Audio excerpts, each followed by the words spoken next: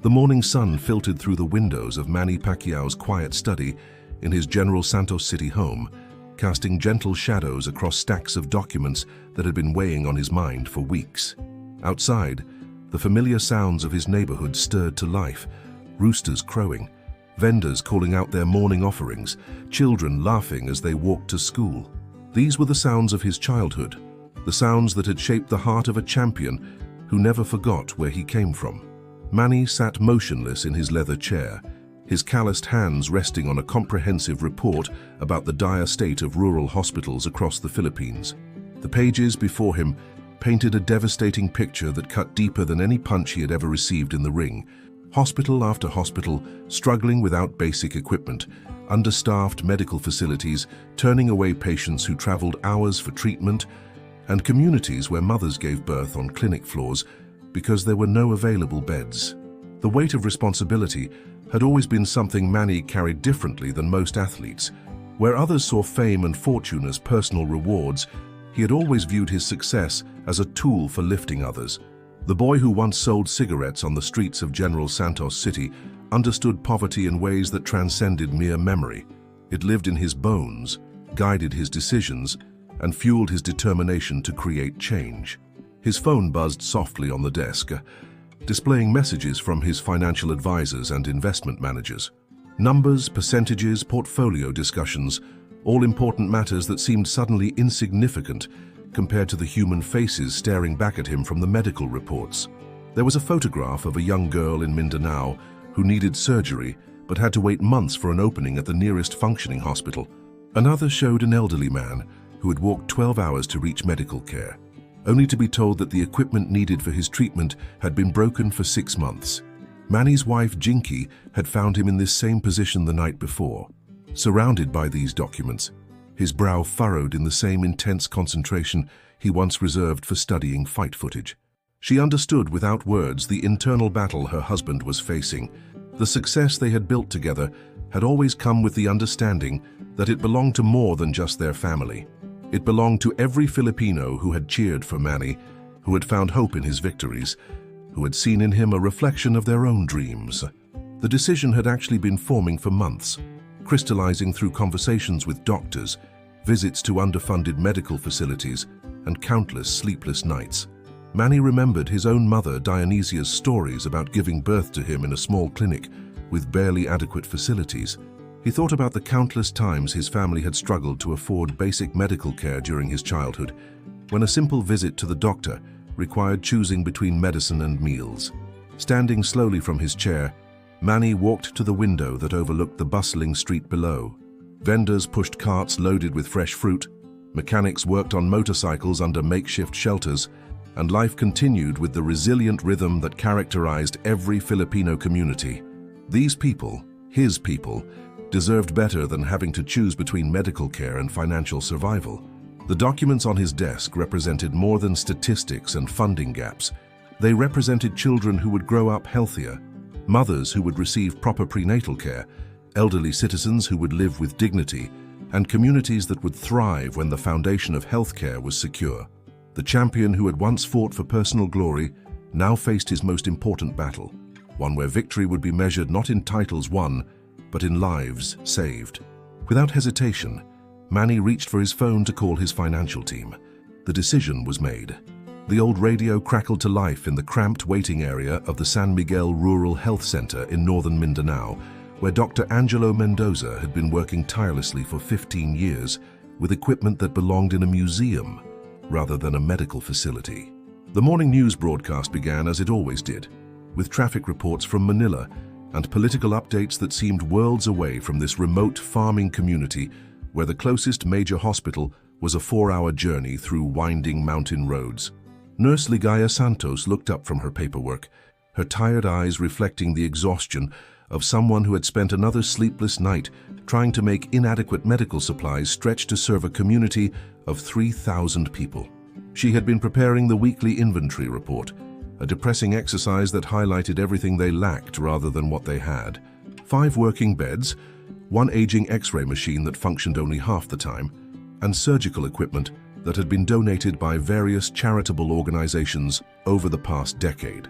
The radio announcer's voice suddenly carried a different tone, one of excitement and reverence that made both Angelo and Ligaya pause in their morning routines. The words seemed surreal at first. Manny Pacquiao had announced the release of substantial funding, specifically designated for rural hospitals across the Philippines. The amount mentioned was staggering, enough to transform dozens of struggling medical facilities from basic clinics into fully functional hospitals, capable of providing comprehensive care. Angelo felt his hands trembling slightly as he set down the patient chart he had been reviewing. For years, he had watched helplessly as patients arrived too late for treatment that could have been provided if only they had the proper equipment. Just last month, a young mother named Esperanza had lost her newborn because they lacked the incubation equipment necessary for premature births. The baby had been born healthy but small, requiring specialized care that simply wasn't available in their facility. The community administrator, Bayani Reyes, burst through the clinic doors with tears streaming down his weathered face. He had been listening to the same broadcast in the municipal building across the dusty plaza, and the news had hit him like a revelation. For 30 years, Bayani had witnessed the gradual decline of healthcare services in their region, watching as young doctors left for opportunities in larger cities and medical equipment aged beyond repair with no budget for replacement. Ligaya found herself thinking about her own daughter, who had been forced to travel to Davao City for a simple appendectomy because their clinic lacked surgical capabilities. The expense had nearly bankrupted her family, and she knew that dozens of other families faced similar impossible choices every month. Some chose to risk home remedies rather than seek professional medical care they couldn't afford to reach. The radio continued with details about the implementation process, explaining that rural hospitals meeting specific criteria would receive immediate funding for equipment, infrastructure improvements, and staff expansion. The criteria mentioned included facilities serving communities with limited access to major medical centers, a description that perfectly matched their situation. Dr. Angelo remembered his medical school dreams of returning to serve his home province, never imagining that he would spend his career fighting against such overwhelming limitations. He had trained in cardiology, but found himself delivering babies, setting broken bones, and treating everything from malaria to diabetes with resources that would have challenged medical practitioners from a previous century. The waiting room began filling with community members who had heard fragments of the broadcast and came seeking confirmation. Elderly farmers who had been postponing necessary medical procedures, young mothers who worried constantly about their children's health, and local officials who had spent years writing grant applications that went unanswered, all gathered with expressions of cautious hope that seemed almost foreign after years of disappointment. As the morning progressed, the reality of what this funding could mean began settling over the community, like sunrise after a long, dark night. Modern equipment, expanded facilities, the possibility of attracting additional medical staff, and most importantly, the ability to provide quality healthcare without forcing families to choose between medical treatment and financial survival. The transformation had already begun, not in equipment or buildings, but in something far more powerful, the restoration of hope in a community that had learned to expect less and settle for inadequate. 3 weeks after the announcement, the Zamboanga Peninsula General Hospital had become a symphony of purposeful chaos. Construction workers moved with determined precision through corridors that had stood unchanged for decades, while medical equipment wrapped in protective plastic waited in staging areas like promises about to be fulfilled. The transformation was happening faster than anyone had dared to imagine, fueled by an urgency that came from understanding how many lives hung in the balance. Hospital Administrator Isagani Cruz stood in what would soon become their new cardiac care unit, watching as technicians installed monitoring equipment that represented technology he had only seen in medical journals. For 12 years, Isagani had managed this facility with the skills of someone performing miracles with insufficient resources. He had written countless reports explaining why they couldn't accept certain patients, why procedures had to be delayed, why families needed to seek care elsewhere. Today, he was drafting his first report about expanded capabilities rather than limitations. Nurse Mayumi Delgado carefully unpacked surgical instruments that gleamed with the promise of procedures they had never been able to perform within these walls. She remembered every patient they had been forced to transfer to Manila or Cebu, understanding that for many families, those transfers represented impossible financial burdens. Some had chosen to forego treatment entirely rather than face the costs of travel, accommodation and care in distant cities. The old emergency room, which had functioned with one examination bed and equipment that required constant repair, was being expanded into a modern trauma center with 5 fully equipped bays. Dr. Renato Villanueva, who had been the facility's only surgeon for 8 years, found himself overwhelmed by the possibilities that would soon be available.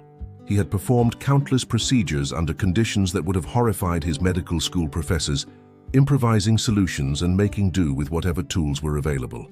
In the pediatric wing, workers were installing an incubation unit that would have saved dozens of newborns over the past decade. The memory of premature babies who couldn't survive without specialized care haunted everyone who worked in the hospital. Nurse Clarita Santos had held too many infants who might have thrived with proper equipment, comforting desperate parents who watched helplessly as their children fought battles that modern medicine should have been able to win. The pharmacy was being expanded to accommodate medications that had been available only through special orders from Manila, often arriving too late to help the patients who needed them. Chronic conditions that had been managed with whatever drugs were available would now receive proper treatment protocols. Diabetic patients who had been rationing insulin could look forward to consistent care. Heart patients who had been taking whatever cardiac medications were in stock could receive the specific treatments their conditions required. Local families had begun arriving at the hospital not for emergencies, but simply to witness the transformation taking place.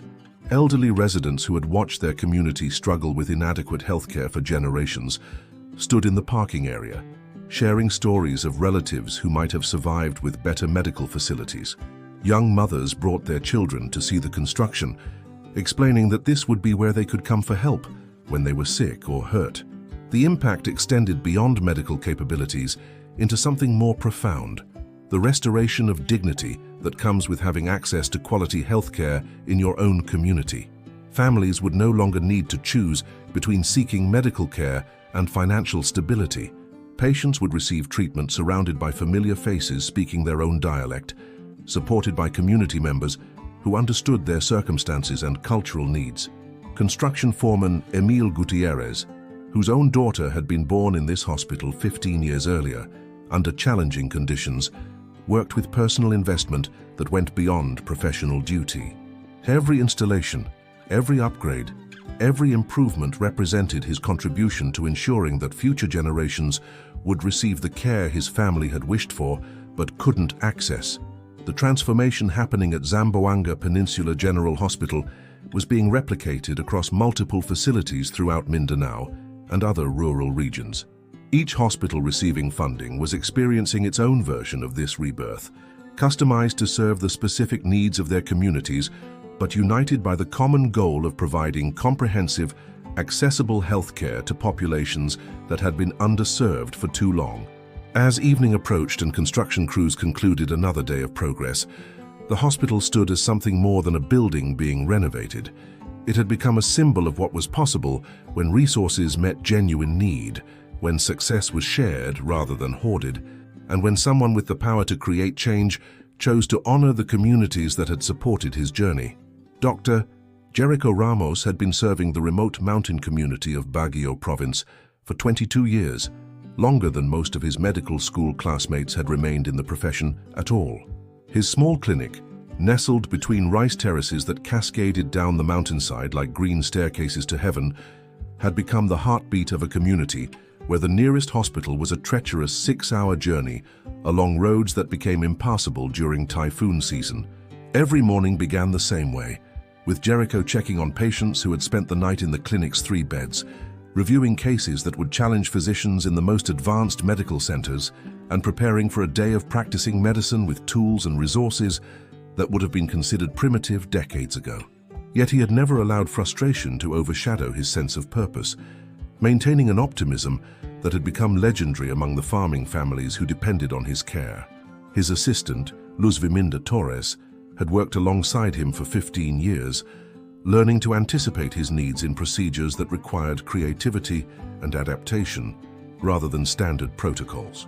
Together, they had delivered over 300 babies, treated everything from malaria to heart conditions, and performed minor surgeries in a facility that was essentially a large room with medical equipment arranged around its perimeter. Luz Viminda often marveled at her doctor's ability to remain hopeful when circumstances seemed designed to defeat anyone attempting to provide quality healthcare. The news of Manny Pacquiao's funding announcement had reached their mountain community through Ramon Santos, the municipal health officer who had made the difficult climb to personally deliver the information.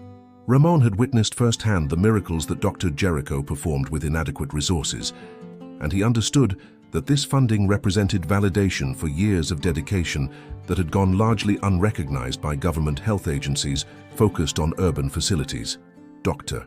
Jericho sat quietly in his office that evening, surrounded by medical journals he had collected over the years, each one representing treatments and procedures he had longed to provide but couldn't with his current limitations.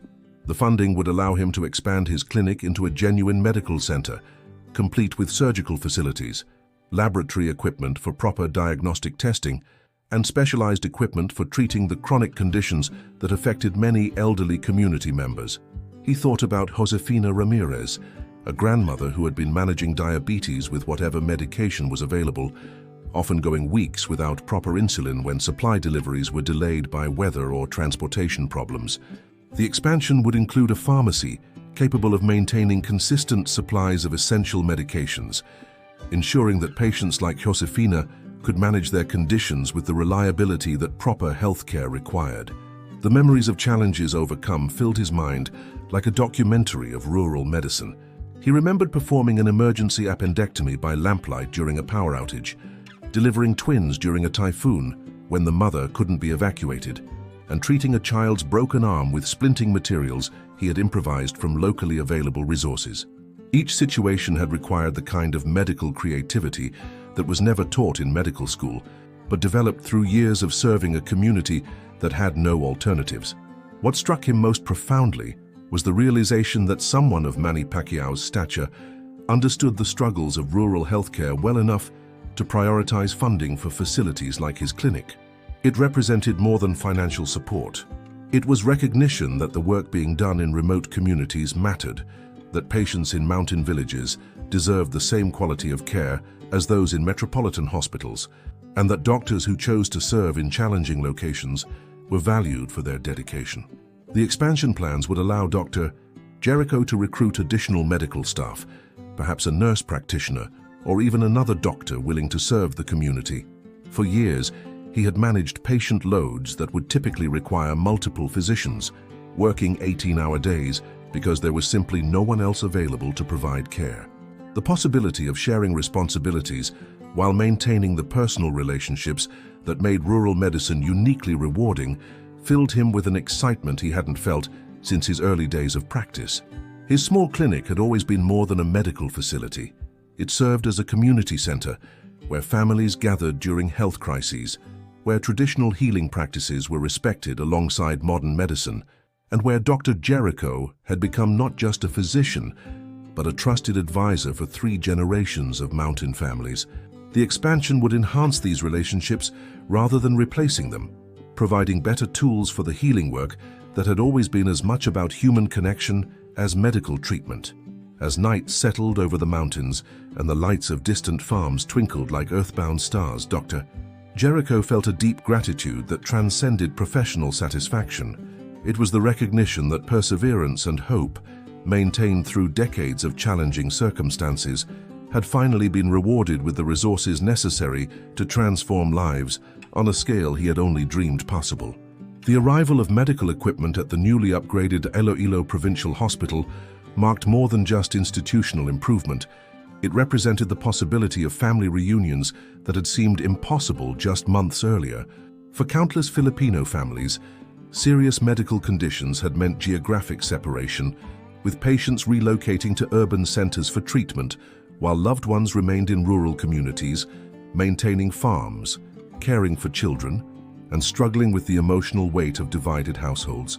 Enrico Valdez stood in the hospital parking lot, his calloused hands gripping a small suitcase that contained everything his wife Marilu had accumulated during her 8-month stay in Manila for dialysis treatment. Her kidney condition had forced them to make an impossible choice. Either she would die slowly in their home province without proper medical care, or their family would be torn apart while she received life-saving treatment hundreds of miles away from their 3 children and the rice farm that supported their household. The new dialysis center at Iloilo Provincial Hospital had become operational just 2 weeks earlier, staffed with trained technicians and equipped with machines that rivaled those found in Manila's premier medical facilities. Marilu would no longer need to live in a cramped boarding house near the Metropolitan Hospital, separated from her family and dependent on the kindness of distant relatives for basic necessities. Her treatment could now be provided 30 minutes from their family farm, allowing her to return home each evening to the children who had grown noticeably taller during her absence. Their son, Carlo, now 15, had assumed responsibilities far beyond his years during his mother's absence. He had managed the rice harvest with his father, helped his younger sisters with schoolwork, and carried the weight of being the family's emotional anchor while longing for his mother's presence. The reunion had been emotional beyond words, not just because Marilu was home, but because the family could finally function as a complete unit while still ensuring she received the medical care that kept her alive. In the pediatric wing, another reunion was taking place with equally profound implications. Teresa Aguilar had spent 4 months in Manila with her 2-year-old son, who required specialized heart surgery that wasn't available in their home province. The procedure had been successful, but the follow-up care and monitoring had required extended stays in the capital city, draining the family's savings and forcing Teresa to leave her elderly parents and 2 other children in the care of neighbors. The cardiology department at their provincial hospital had been transformed with equipment and expertise that made complex heart procedures possible within their own region. Her son's ongoing care could now be managed close to home, allowing Teresa to resume her role as primary caregiver for her aging parents, while ensuring her youngest child received the specialized medical attention his condition required. The economic impact of these reunions extended throughout rural communities where family separation had created cascading effects. Farms that had been understaffed during medical crises could return to full productivity. Children who had been staying with relatives or neighbors could rejoin their parents. Elderly grandparents who had been managing households alone could receive support from family members who had been forced to relocate for medical reasons. For many families, the separation had lasted far longer than the immediate medical crisis. Some had been divided for years, with family members maintaining permanent residences in urban areas to ensure access to ongoing medical care.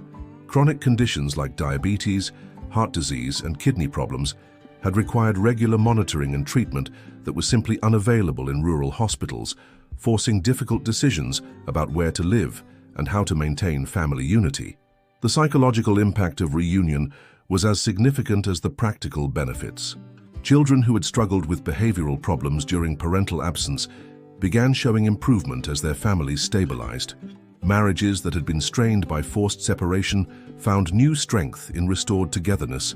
Elderly parents, who had been cared for by extended family or community members, could return to the comfort of being surrounded by their immediate families. The hospital staff witnessed these reunions daily, understanding that their work involved more than treating medical conditions. They were helping restore the fundamental social unit of Filipino society. Each family that could remain together while managing serious health conditions represented a victory not just for modern medicine, but for the cultural values that prioritized family unity and community support. As evening approached and families throughout the region settled into routines that had been impossible during forced separations, the true measure of Manny Pacquiao's investment became clear. It wasn't just about medical equipment or expanded facilities. It was about preserving the bonds that held communities together, ensuring that serious illness no longer meant choosing between survival and family unity.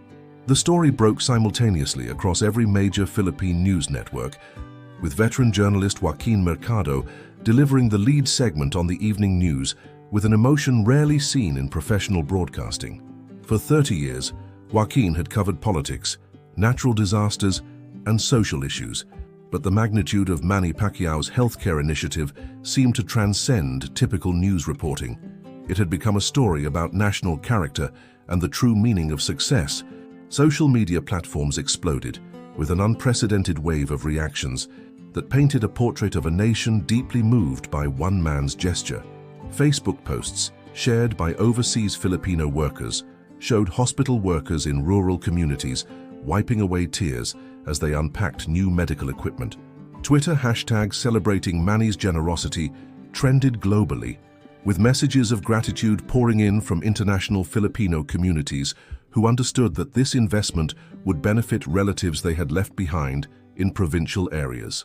Television news anchor Benilde Reyes found herself struggling to maintain professional composure while interviewing hospital administrators who described the transformative impact of the funding. Her own family had experienced the limitations of rural healthcare when her grandmother required cardiac treatment that wasn't available in their home province. The personal connection made the story resonate beyond professional journalism. It was a narrative about dignity, accessibility, and the power of success shared rather than hoarded. International media outlets picked up the story with fascination, presenting Manny's healthcare initiative as a model for how athletes could leverage their success for meaningful social impact. Sports networks that had covered his boxing career for decades now found themselves reporting on hospital equipment installations and rural healthcare improvements. The contrast between his fighting legacy and his philanthropic focus created a compelling narrative that transcended cultural and national boundaries. In provincial communities throughout the Philippines, local radio stations dedicated entire programming blocks to discussing the implications of the hospital funding. Talk show host Andres Villanueva received call after call from listeners sharing personal stories about family members who had struggled with inadequate medical care. The conversations revealed the depth of healthcare challenges that many urban Filipinos had never fully understood, creating a national dialogue about equity, access, and responsibility. The response from medical professionals was particularly powerful, with doctors and nurses who had dedicated their careers to serving under-resourced communities expressing gratitude that went beyond professional appreciation. Medical associations issued statements praising not just the financial support, but the recognition of rural healthcare as a national priority. Many healthcare workers who had been considering relocating to urban facilities or overseas opportunities began reconsidering their plans, inspired by the possibility of practicing medicine with adequate resources in the communities they loved. Religious leaders across the Philippines incorporated references to Manny's generosity into their sermons, using his example to illustrate teachings about stewardship, compassion, and using blessings to lift others. The initiative had become more than a news story. It was being presented as a moral example that reflected the best qualities of Filipino culture and values. Online comment sections, typically filled with criticism and negativity, were overwhelmed with expressions of pride and gratitude. Citizens like Carmelita Rodriguez, a teacher from Cebu, wrote lengthy posts describing how the hospital improvements would affect her students' families, many of whom had been forced to choose between education expenses and medical care when health crises arose. The economic analysis provided by financial experts added another dimension to the public conversation. The multiplier effect of hospital improvements was expected to benefit entire regional economies, creating jobs, attracting additional medical professionals, and reducing the financial burden on families who had been traveling to urban centers for healthcare. The investment was being recognized not just as charity, but as strategic economic development that would strengthen rural communities. International boxing fans who had followed Manny's career found themselves learning about Philippine healthcare challenges and rural development needs. The global sports community was witnessing an athlete who had redefined what it meant to be a champion, expanding the definition beyond athletic achievement to include social responsibility and community transformation. Filipino communities worldwide organized viewing parties to watch news coverage of the hospital improvements, sharing stories and memories while celebrating one of their own who had chosen to honor his roots through meaningful action. The pride they felt was different from the excitement of watching him win fights. It was deeper, more lasting, and connected to their understanding of what it meant to be Filipino in a way that transcended sports achievements. As weeks passed and more hospitals reported successful equipment installations and expanded services, the story continued generating positive coverage that positioned the Philippines prominently in international discussions about healthcare innovation and celebrity philanthropy. Manny had given his country more than improved medical facilities. He had provided a source of national pride that would endure long after his final boxing match. The black SUV pulled quietly into the parking area of the Bataan Peninsula Medical Center at dawn, before the usual bustle of daily hospital operations could draw attention to the arrival of the Philippines' most beloved sports hero. Manny Pacquiao had specifically requested an early morning visit, wanting to see the hospital functioning normally rather than staging a formal ceremony that might disrupt patient care or create unnecessary complications for the medical staff. Hospital Administrator Rafael Santos had been preparing for this visit for weeks, though he struggled to balance the honor of hosting Manny with his desire to showcase the meaningful changes that had transformed their facility. The new cardiac catheterization lab was fully operational. The upgraded emergency department had already saved dozens of lives, and the expanded surgical suites were allowing procedures that had been impossible just months earlier. Manny moved through the hospital corridors with the same quiet intensity that had characterized his approach to boxing, observing everything with genuine curiosity rather than the detached interest of a celebrity making a publicity appearance. He stopped at the nurses' station to study the new digital monitoring systems that allowed staff to track multiple patients simultaneously, asking technical questions that revealed his sincere interest in understanding how the equipment improved patient care. In the pediatric ward, he encountered Imelda Castillo, a nurse who had been working at the hospital for 18 years. She was monitoring 3 infants in the new neonatal intensive care unit, equipment that would have seemed like science fiction during her early nursing career. Imelda found herself explaining the capabilities of the incubators and monitoring devices to someone who listened with the focus of a student, rather than the casual attention of a visitor fulfilling an obligation.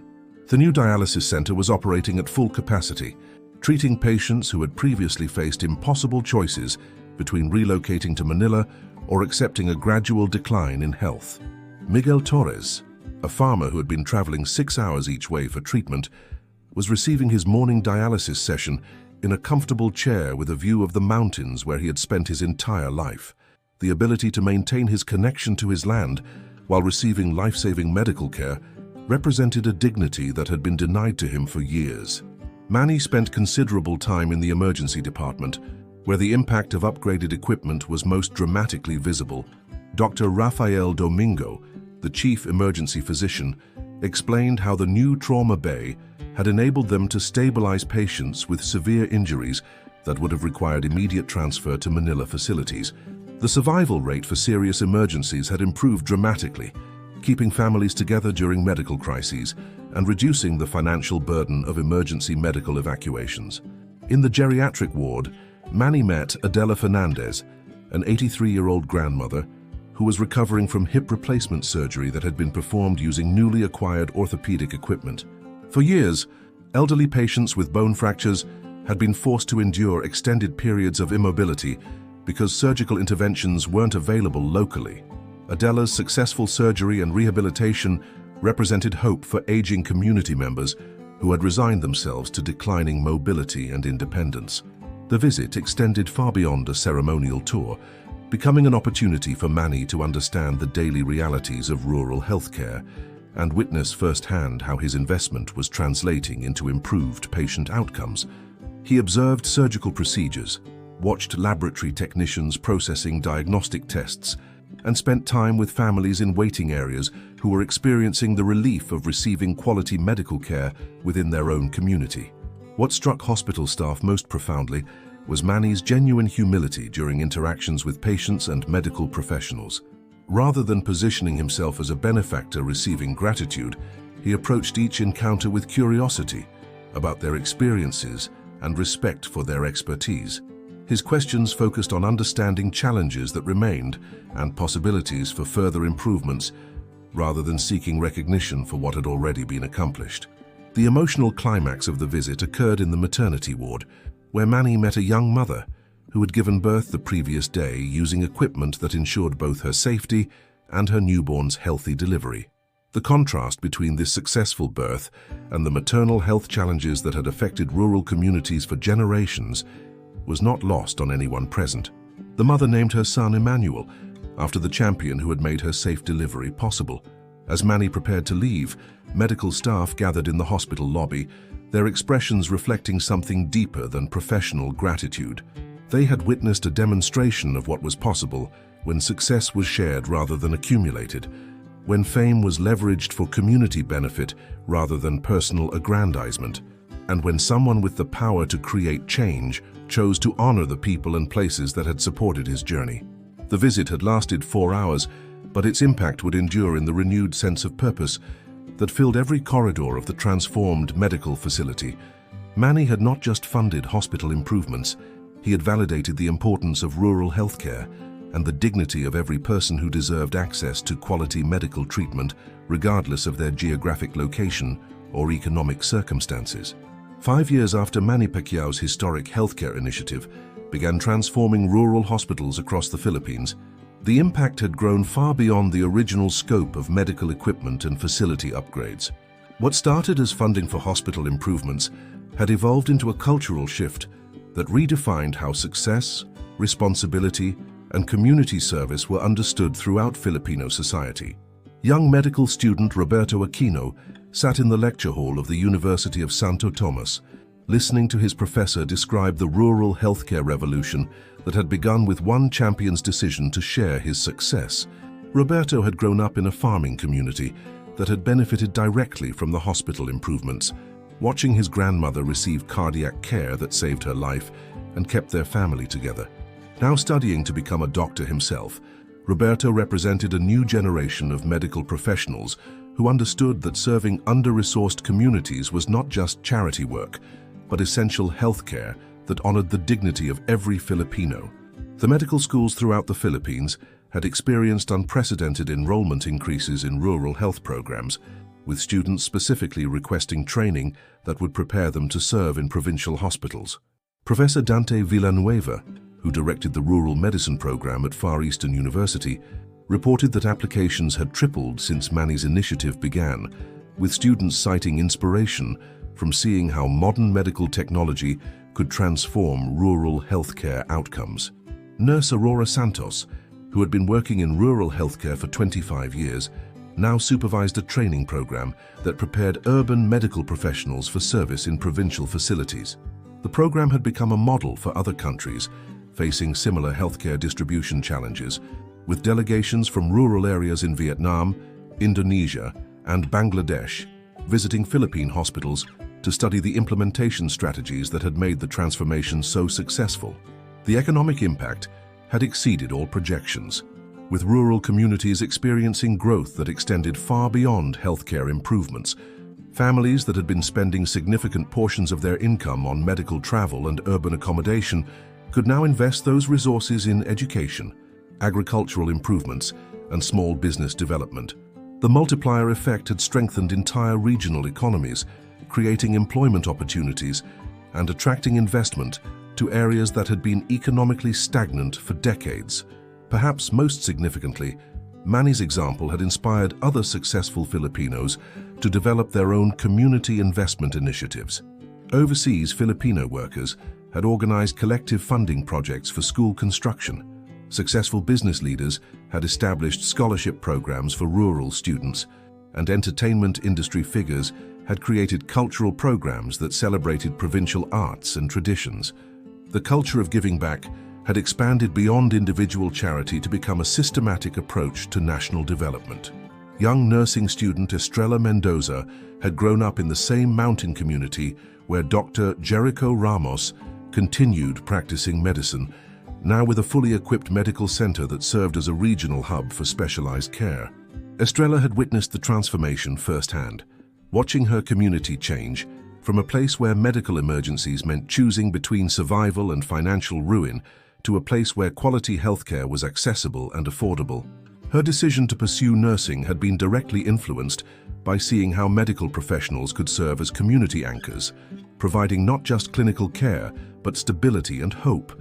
The initiative had also transformed medical education curricula, with rural health challenges and community-based care becoming standard components of nursing and medical training programs.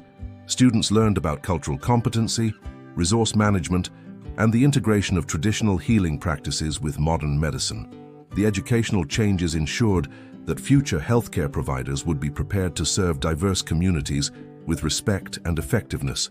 International recognition had positioned the Philippines as a leader in healthcare equity initiatives, with Manny's model being studied and adapted in other developing nations facing similar rural-urban healthcare disparities.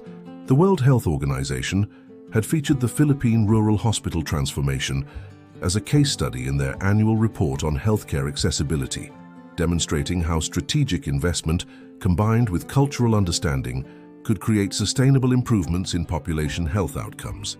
The children who had been born in the upgraded rural hospitals were now starting school, representing a generation that would grow up with fundamentally different expectations about healthcare access and community support. Their parents told stories about the time before the hospital improvements, when medical emergencies meant family separation and financial crisis, making the current reality seem even more precious and worth protecting. As Manny Pacquiao approached the later stages of his boxing career, his legacy had been secured not through championship belts or prize money, but through the thousands of lives that had been saved, improved, and inspired by his understanding that true greatness was measured by impact on others rather than personal accumulation. The rural hospitals continued operating with the equipment he had provided, but more importantly, they operated with a renewed sense of mission that honored both medical excellence and community service.